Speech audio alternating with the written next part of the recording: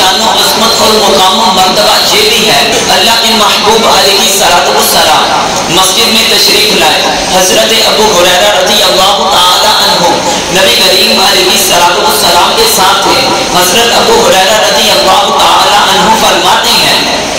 کہ نبی کریم علیہ الصلوۃ والسلام نے ایک شخص کو دیکھا کہ اس نے نماز پڑھی اور نماز پڑھنے کے بعد دعا کرتے ہیں، اللہم انی اسألک بانی اشہد ان لا الہ الا انت، اے اللہ میں تجھ سے سوال کرتا ہوں بانی اشہد ان لا الہ الا انت، کہ میں گواہی دیتا ہوں اللہ تعالیٰ کے سوا کوئی عبادت کے لائق نہیں، الا انت الاحد الصمد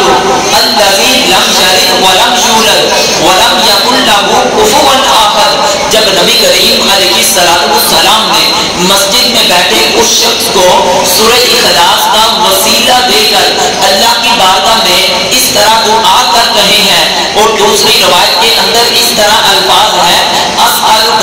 یا اللہ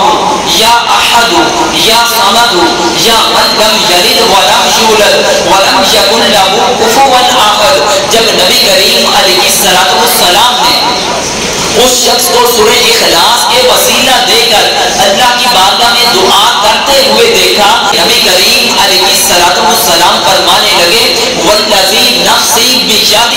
مجھے قسم ہے اس ذات کی کہ جس کے قبضہ قدرت میں میری جان ہے، اگر آپ قسم نہ بھی کھاتے ویسے بھی فرماتے تو صحابہ تو قبول کرنے کے لیے آپ کی بات کو بالکل تیار بیٹھے ہوئے تھے، وہ تو آپ کی بات میں ذرا بر شک کرتے نہیں تھے، لیکن نبی کریم علیہ السلام اس کی دعا کے یہ کلمات سننے کے بعد کہا، مجھے قسم ہے اس ذات کی کہ جس کے قبضہ قدرت میں میری جان ہے، اس بندے نے اللہ تعالیٰ کی ان صفات کا جو وسیلہ دیا ہے، یہ وسیلہ وہ ہے جو کہ اس میں اعظم ہے کہ جو انسان اس وسیلے کے ساتھ اللہ کی بارگاہ میں دعا کرتا ہے، اللہ تعالیٰ اس کی دعا کو قبول فرماتا ہے، اور جو بھی اللہ سے مانگے گا اللہ تعالیٰ اس کی جھولیوں کو بھرتا جائے گا۔ اور دوسری روایت کے اس طرح ہے کہ اس شخص کو فرمایا غفر لک غفر لک غفر لک، ایک مرتبہ نہیں 3 مرتبہ فرمایا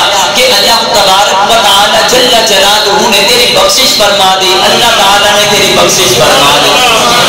یعنی سورہ اخلاص کا وسیلہ دے کر اگر آج ہماری دعائیں قبول نہیں ہوتی، اگر ہم اللہ کی بارگاہ میں سورہ اخلاص کا وسیلہ دے کر اللہ کی بارگاہ میں دعا کریں گے تو اللہ تعالیٰ کی ذات سورہ اخلاص